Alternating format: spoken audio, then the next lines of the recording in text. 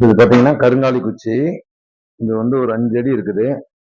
5 அடியில வந்து நம்ம வந்து இதுக்கு வந்து வெள்ளியில பூன் போட்டு மரகத பச்சை அதுக்கு கீழே நம்ம கொடுத்துருக்குறோம்.